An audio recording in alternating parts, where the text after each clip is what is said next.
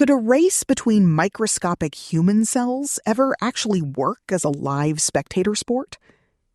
Writing on 21 August 2026, Paul McAdory looks at a Silicon Valley startup trying to turn microscopic fertility tests into a broadcast sport. The essay pauses on a strange modern impulse, the drive to quantify private biological functions for public consumption.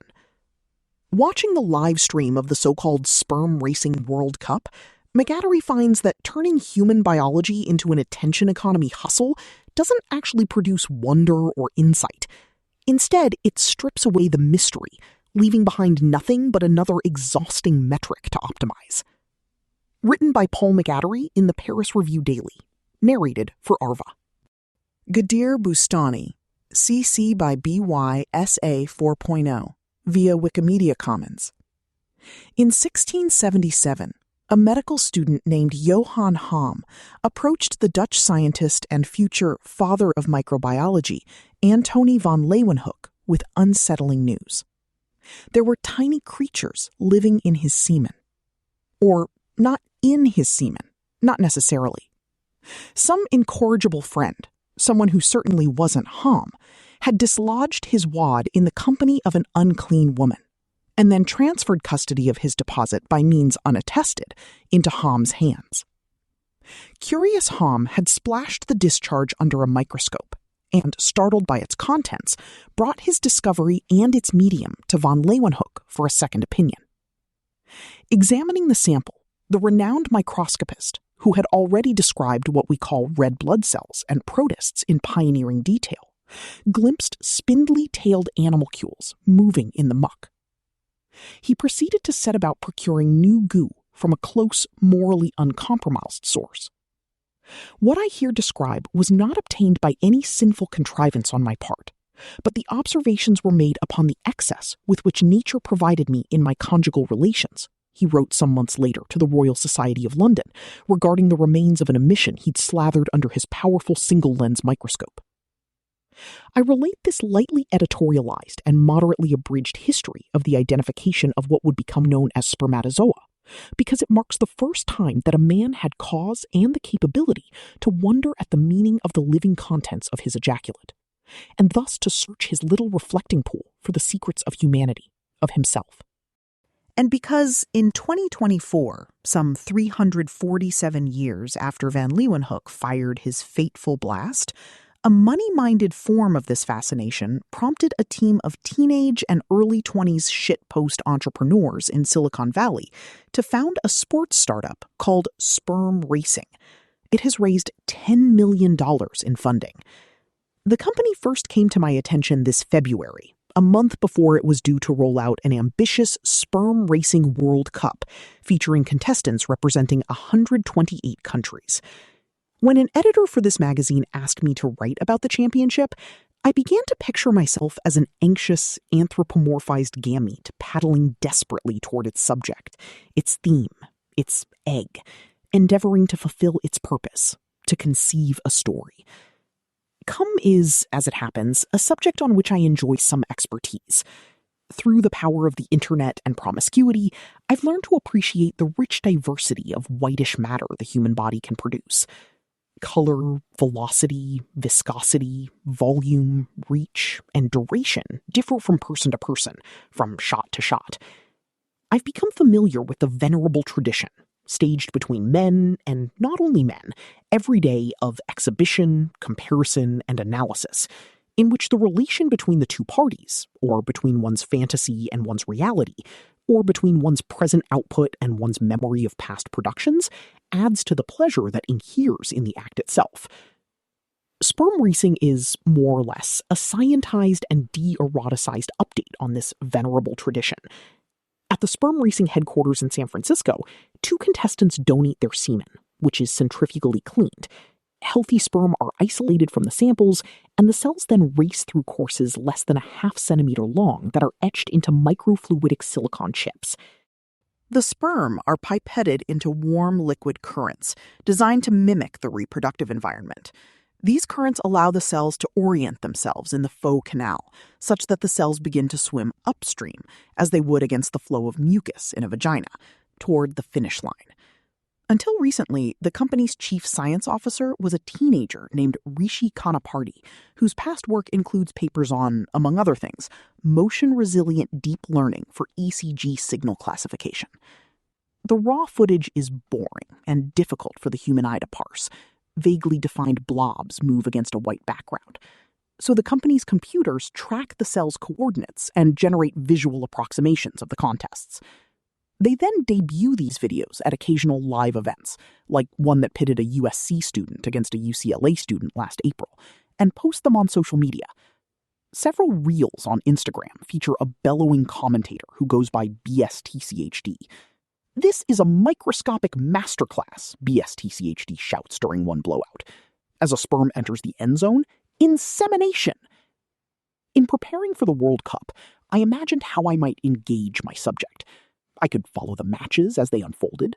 I would attend a race, if possible. I might host a watch party. I might gather some gays at my house to shoot rope on camera for an unaffiliated competition during the watch party. Sperm racing could beget fag slop. I had thoughts. I had plans. They would, at length, go somewhat bust.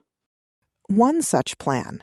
In the spirit of participatory journalism, I applied to the Sperm Racing World Cup a few days after receiving this assignment, assuming that I would be screened out for being old, 33, common, American, and of no particular repute as a content creator, and thus of no particular value to a would-be sport whose founders require significant reserves of the public's attention for their goop regatta saga to succeed. I answered questions about my ancestry, diet, workout frequency and routine, and motivations. Options included fertility awareness and national pride. I dutifully took screenshots of the Sperm Racing webpage and forwarded them to my editor. I scoured my inbox for a form email explaining my unworthiness. "Do not come," its subject line might have read, but found nothing. I waited. On to Sperm Racing's elegantly vulgar premise. The company has grafted a lame higher purpose, intended to justify and temper the joyful adolescent stupidity of the enterprise.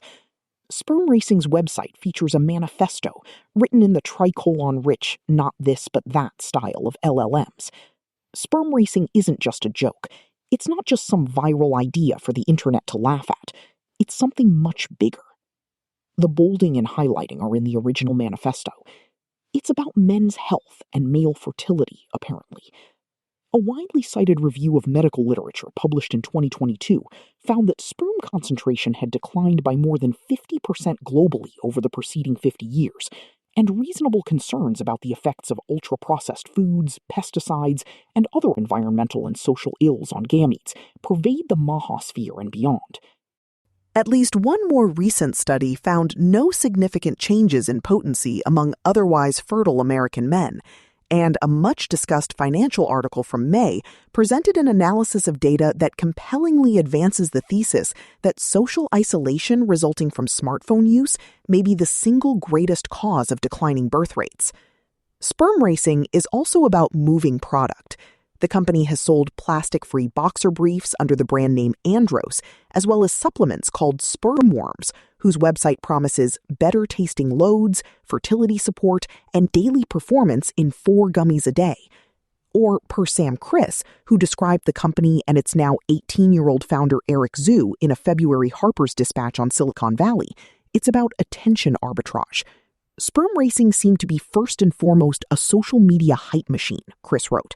A third of Eric's staff work on videos, producing a seemingly endless stream of viral content. Put another way, sperm racing is about future anxiety, the fetish for self-optimization, and the drive to monetize people's fears and weaknesses, not least their screen habits. Sperm racing's videos are part of a larger crop of social media sperm slop that includes, for example, an AI-generated video of a mournful spermatozoa being tortured by a smoldering cigarette and heckled by a hot dog and a hamburger. But to the company's credit, people have been asking the questions its project poses for centuries. Or anyway, they resonated with me.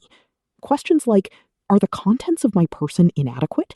Am I incapable of producing anything worthwhile? Are my devices futile? In March, during a break at work, I interviewed one of Sperm Racing's co-founders, a 23-year-old named Shane Fan, an attention economy and crypto entrepreneur who commands millions of followers across social media platforms and calls himself an internet detective. It was Zoo who had come up with the Cum Sports idea back in 2024, Fan said. The pair now wanted sperm racing to be one of the world's biggest sports. He also told me that sperm hardiness can affect a child's immune health as well as a woman's pregnancy experience, and that the World Cup had been delayed. We will start having the first events in early April, he said. I waited for him to mention my application, or to laugh it off. Meek or distracted, I did not raise it myself, but learned that Andros's underwear is designed to reduce microplastics in your balls, as well as heat and friction. April arrived. The World Cup didn't. In emails, Fan assured me that later in the month, and then later still, he would share a schedule. Soon I learned that the Cup had been pushed back further. An article about sperm racing that appeared in the Daily Mail near the end of the month mentioned a May start date, and applications from the US, Iran, Israel, and even North Korea. But no action occurred. There was no FAP, nor any opportunity to stage an orgiastic screening. There was nothing but an implacable urge to describe myself as having been edged and teased. My follow-up emails had stopped receiving responses. Perhaps I was a slow sperm, or a broken-tailed one, destined to spin upon myself. Perhaps I would have to make the brave and healthful decision of prioritizing my own sclerosis in the narrative. Perhaps I would have to write a personal essay, or to think aloud about the relationship between writing and coming. What writer has not wished his emissions came in greater volume and frequency? That if witnesses to his works were not born anew or overawed, that if his salvos did not literally beget life in readers, they might still please his audience? It seemed the World Cup and I had both been forgotten. We had been lost in the sauce. Then, one day in May, a possible explanation for sperm racing's radio silence appeared in my inbox, courtesy of a Google alert. The company, it appeared, was rebranding as part of an effort to de-emphasize the childishness of its premise and attract millennial and zillennial viewers, a cohort that might be actively trying to sire children, and thus one that might be expected to fret about sperm health. As a symbol of their new maturity, they were considering jettisoning the name sperm racing entirely, in favor of the more staid trade name biomarker sports.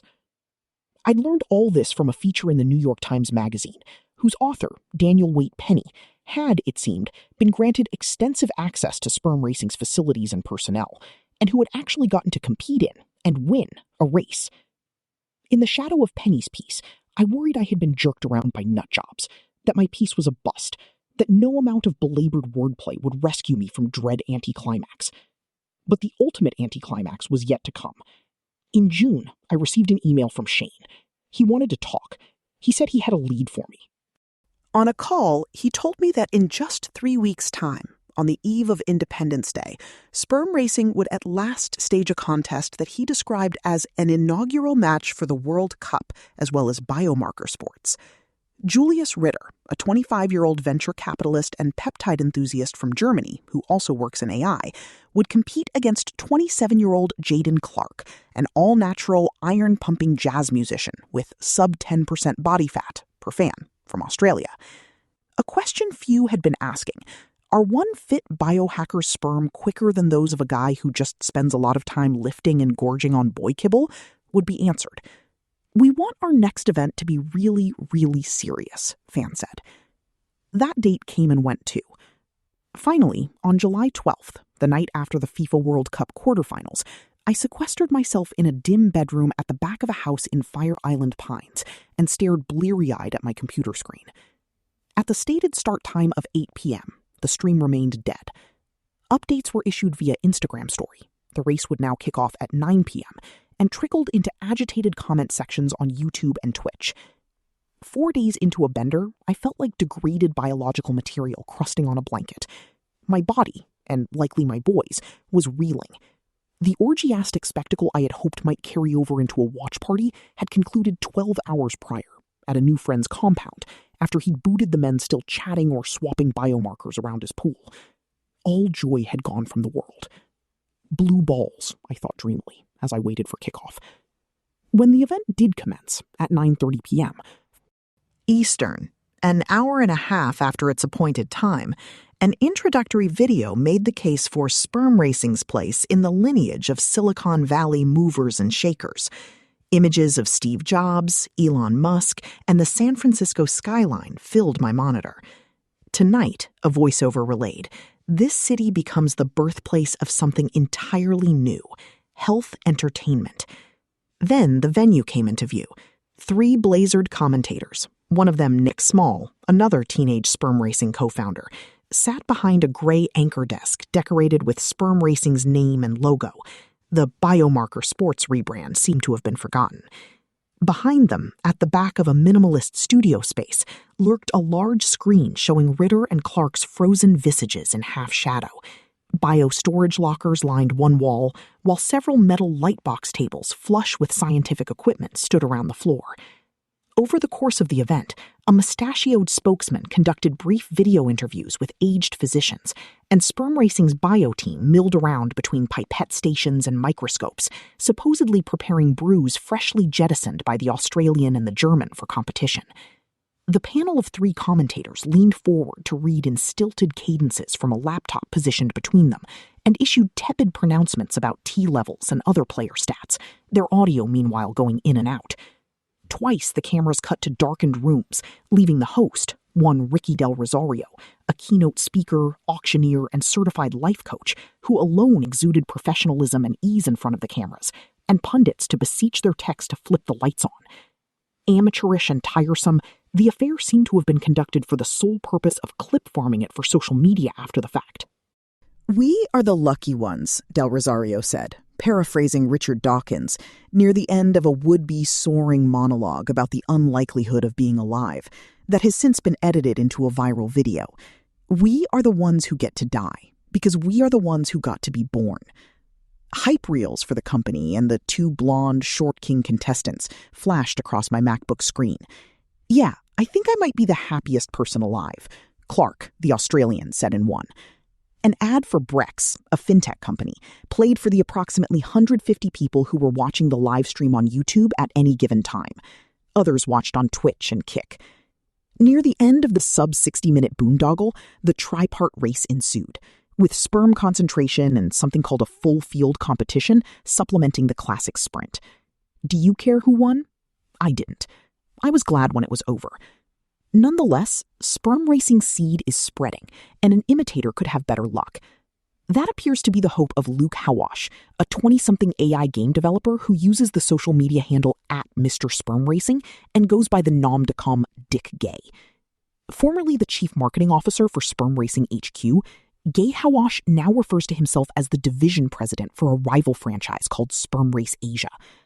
Earlier this month, he hosted what was billed as Asia's first sperm race in Hong Kong, for a crowd that reportedly numbered in the hundreds. Fans seemed less than thrilled. "That is not affiliated with us," he wrote in an email, "so I cannot comment on that." From a certain point of view, sperm racing is advancing a kind of radical introspection. Look inside yourself, the company says. Now externalize this hidden part of yourself, this physical instance of your interiority. Subject it to inspection, measurement, and public judgment. Learn if you are dead inside or bursting with life. Learn how your exercise regimen, your diet and drug habits, your peptide stack, your age and income redound upon your gamete's ability to fertilize an egg, and thus upon your potency, with all that words interrelated and stirring meanings obtaining, and thus upon your status as a man. But from another point of view, from mine, watching the stream on my computer, the World Cup's innovation and the disruption sperm racing has created in the marketplace of semen production is to make ejaculation and its contemplation boring. Eros never stood a chance, but I thought that Van Leeuwenhoek and Ham's wonder and curiosity might find purchase on the broadcast. Alas, the proof is in the pudding, so to speak. It was the plucky Australian, a victory for gym rat saxophonists everywhere. Paul McAdory is a writer from Mississippi. He lives in Brooklyn. Last or next article. Share.